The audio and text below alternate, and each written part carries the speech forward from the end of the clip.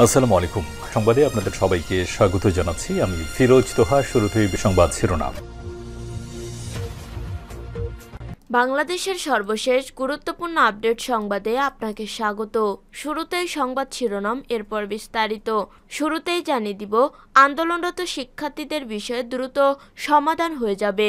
স্বরাষ্ট্র উপদেষ্টা 7 কলেজের শিক্ষার্থীদের বিষয়ে দ্রুত সমাধান হয়ে যাবে বলে জানিয়েছেন স্বরাষ্ট্র উপদেষ্টা লেফটেন্যান্ট জেনারেল অবসরপ্রাপ্ত মোহাম্মদ জাহাঙ্গীর আলম চৌধুরী। সোমবার 27 জানুয়ারি সচিবালয়ে দেশের আইন শৃঙ্খলা বিষয়ে কোর কমিটির বৈঠক শেষে সাংবাদিকদের তিনি এসব কথা জানান। এরপর জানিয়ে দিব, দাবি আদায় আজও মাঠে ইবতেদায়ী শিক্ষকরা। জাতীয়করণের দাবিতে নবম দিনের মতো অবস্থান কর্মসূচি পালন করেছেন ইবতেদায়ী স্বতন্ত্র মাদ্রাসার শিক্ষকরা। সোমবার 27 জানুয়ারি সকাল থেকে জাতীয়করণের দাবিতে নবম দিনের মতো ঢাকা বিশ্ববিদ্যালয়ের চারুকলা অনুষদের সামনে অবস্থান কর্মসূচি পালন করছে তারা। এদিকে ৩,৫৩৪ জনের ন্যান ক্যাডার পদে নিয়োগ স্থগিত করেছেন high court. Bangladesh public service commission পিএসসির অধীনে জুনিয়র ইন্সপেক্টর এবং ফিজিক্যাল এডুকেশন ইন্সপেক্টর হিসেবে নন ক্যাডারের পদে নিয়োগপ্রাপ্ত ৩,৫৩৪ জনের নিয়োগ কার্যক্রম ৩ মাসের জন্য স্থগিত করেছেন হাইকোর্ট। এরপর জানিয়ে দিব, আসাদুজ্জামান খান কামাল বাংলাদেশের কসাই। প্রেস সচিব, ক্ষমতাচ্যুত আওয়ামী লীগ সরকারের স্বরাষ্ট্র মন্ত্রী আসাদুজ্জামান খান কামালকে বাংলাদেশের কসাই বলে অভিহিত করেছেন প্রধান উপদেষ্টার প্রেস সচিব শফিকুল আলম। এদিকে ছাগলকাণ্ডে মতিউরকে জেল গেটে জিজ্ঞাসাবাদ করেন দুদক। ছাগলকাণ্ডে আলোচিত সমালোচিত জাতীয় রাজস্ব বোর্ডের এনবিআর সাবেক সদস্য মোহাম্মদ মতিউর রহমানের বিরুদ্ধে দুর্নীতি দমন কমিশনের দুদক মামলায় তাকে 3 দিন জেল গেটে জিজ্ঞাসাবাদের নির্দেশ দিয়েছে আদালত। দুদকের তদন্ত কর্মকর্তা তাকে এ জিজ্ঞাসাবাদ করেছেন। সোমবার দুদকের আবেদনের পরিপ্রেক্ষিতে ঢাকা মহানগর জ্যেষ্ঠ বিশেষ জজ জাকির হোসেন গালিব এই আদেশ দেন। দুদকের কোর্ট পরিদর্শক আমির হোসেন এই তথ্য নিশ্চিত করেছেন। এবং সর্বশেষ জানিয়ে দিব, আওয়ামী লীগকে আবার ঘুরে দাঁড়াতে পারবে 2024 সালের 16 জুলাই। সেদিন বিকেলে রংপুরে পুলিশের গুলিতে নিহত হন তৎকালীন প্রধানমন্ত্রী শেখ হাসিনা শাসনের বিরুদ্ধে আন্দোলনের সামনের সারিতে থাকা ছাত্রনেতা আবু সাইদ। কিন্তু ঢাকায় সম্পূর্ণ ভিন্ন এক চিত্র দেখা যায়। মৎস্য ও প্রাণী সম্পদ মন্ত্রণালয় তখন আওয়ামী লীগের একজন জ্যেষ্ঠ নেতা ও মন্ত্রী আব্দুর রহমান তার অফিসে অনায়াসে বসে স্থায়ী এক কবির কবিতা পাঠ উপভোগ করেছিলেন। সেদিনের একটি ভিডিওতে দেখা যায় আব্দুর রহমান চেয়ারে হেলান দিয়ে বসে তার ডান গালের উপর মুষ্টি রেখে নীরবে শুনছেন। পাঠ শেষে তিনি হালকা হাসি দিয়ে মন্তব্য করেন, দারুণ। কিছুক্ষণ পর একজন সরকারি যখন তাকে সাইদের হত্যার পর পরিস্থিতি উত্তপ্ত হওয়ার খবর জানায়, তিনি বিষয়টি উড়িয়ে দিয়ে বলেন, ও কিছু হবে না, নেত্রী সামলে নেবে। প্রিয় দর্শক, এতক্ষণ শুনছিলেন সংবাদ শিরোনাম, এরপর বিস্তারিত। তবে তার আগে বন্ধু জানিয়ে দিন আপনি কোন স্থান থেকে আমাদের সংবাদটি দেখছেন এবং শুনছেন। জানিয়ে দিন এই সংবাদ সম্পর্কে আপনার মূল্যবান মতামত। আর বন্ধু, আপনি যদি আমাদের চ্যানেলে নতুন হয়ে থাকেন তাহলে ভিডিওটি দেখতে দেখতে চ্যানেলটি সাবস্ক্রাইব করে রাখুন, যাতে করে আমাদের পরবর্তী সংবাদগুলো সবার আগে আপনার কাছে পৌঁছে যায়। এবারে বিস্তারিত। আন্দোলনরত শিক্ষার্থীদের বিষয়ে দ্রুত সমাধান হয়ে যাবে। স্বরাষ্ট্র উপদেষ্টা 7 কলেজের শিক্ষার্থীদের বিষয়ে দ্রুত সমাধান হয়ে যাবে বলে জানিয়েছেন স্বরাষ্ট্র উপদেষ্টা লেফটেন্যান্ট জেনারেল অবসরপ্রাপ্ত মোহাম্মদ জাহাঙ্গীর আলম চৌধুরী। সোমবার 27 জানুয়ারি সচিবালয়ে দেশের আইন শৃঙ্খলা বিষয়ে কোর কমিটির বৈঠক শেষে সাংবাদিকদের তিনি এসব কথা জানান।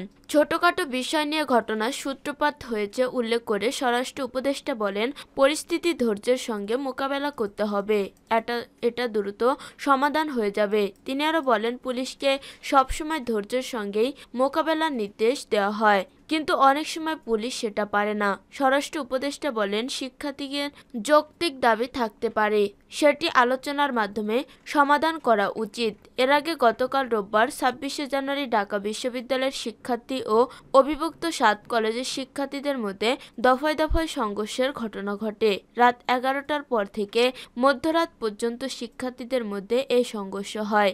জানা যায়, রোববার সন্ধ্যায় ৫ দফা দাবি নিয়ে ৭ কলেজের শিক্ষার্থীরা ঢাবি প্রো ভিসি মামুন আহমেদের সঙ্গে আলোচনা করতে গেলে তিনি দুর্ব্যবহার করেছেন বলে অভিযোগ করেন আন্দোলনকারী ৭ কলেজের শিক্ষার্থীরা।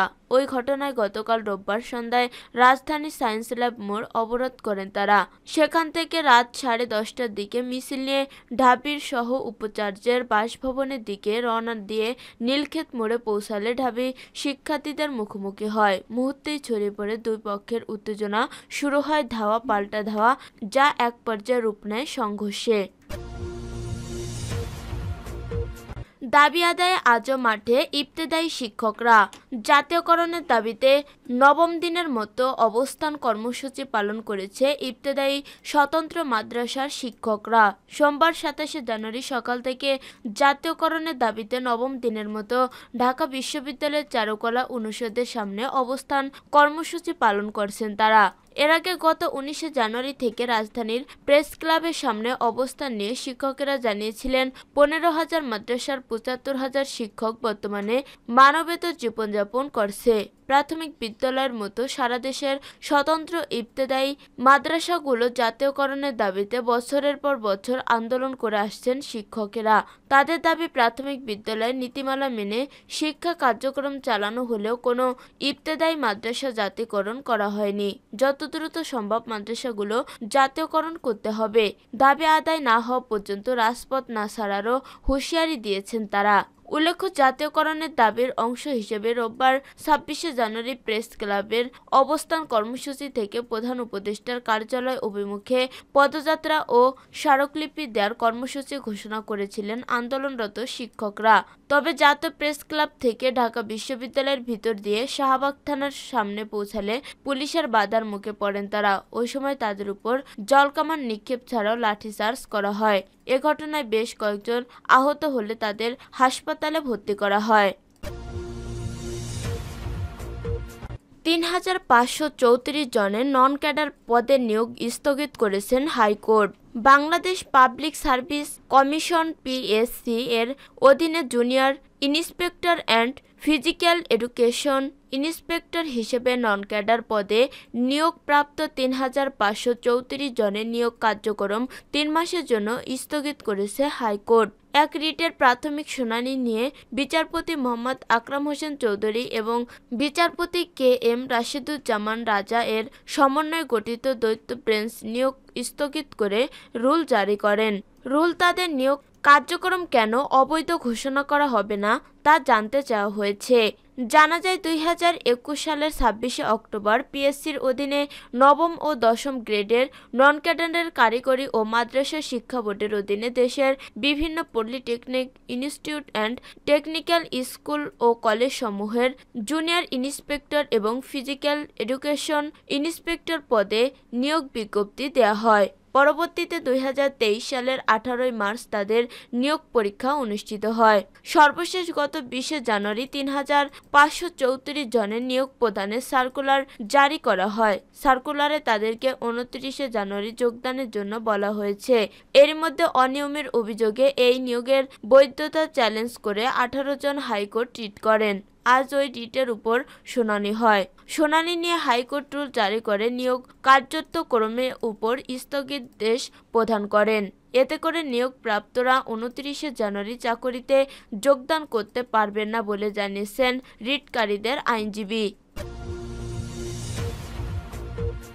আসাদুজ্জামান খান বাংলাদেশের কসাই। প্রেস সচিব। ক্ষমতাচ্যুত আওয়ামী লীগ সরকারের স্বরাষ্ট্রমন্ত্রী আসাদুজ্জামান খান কামালকে বাংলাদেশের কসাই বলে অভিহিত করেছেন প্রধান উপদেষ্টার প্রেস সচিব শফিকুল আলম। তিনি আরও বলেন, দেশের ছোট ছোট বাচ্চা, শিক্ষার্থী, শ্রমিক, কৃষক, রিকশাওয়ালাকে নির্দয়ভাবে খুন করা হয়েছে। তার অন্যতম কসাই ছিলেন তিনি। কামাল বাংলাদেশের কসাই, বুচার অব বাংলাদেশ। যেসব মিডিয়া তার নিউজ করে তাকে কাভারেজ দিচ্ছে তাদের মনটা বোঝা যায়। ভারতের একটি মিডিয়া আসাদুজ্জামান খান কামালের দেওয়া এক সাক্ষাৎকারের প্রসঙ্গ টেনে প্রেস সচিব এমন মন্তব্য করেন। মিডিয়ায় তার সাক্ষাৎকার প্রচারকে বড় রকমের আন্তর্জাতিক প্রোপাগান্ডা ক্যাম্পেইন বলে উল্লেখ করেন শফিকুল আলম। তিনি বলেন, পৃথিবীর কেউ কোনো কসাইকে প্ল্যাটফর্ম দেয় না। রোববার রাজধানীর হেয়ার রোডে প্রধান উপদেষ্টা অধ্যাপক ডক্টর মোহাম্মদ ইউনূসের সুইজারল্যান্ডের দাভোস সফরের বিষয়ে আয়োজিত মিডিয়া ব্রিফিংয়ে শফিকুল আলম একথা বলেন। বিশ্ব অর্থনৈতিক ফোরামের বার্ষিক সম্মেলন যোগ দিতে গত ২১ থেকে ২৪ জানুয়ারি দাভোস সফর করেন প্রধান উপদেষ্টা। গতকাল তিনি দেশে ফিরেছেন।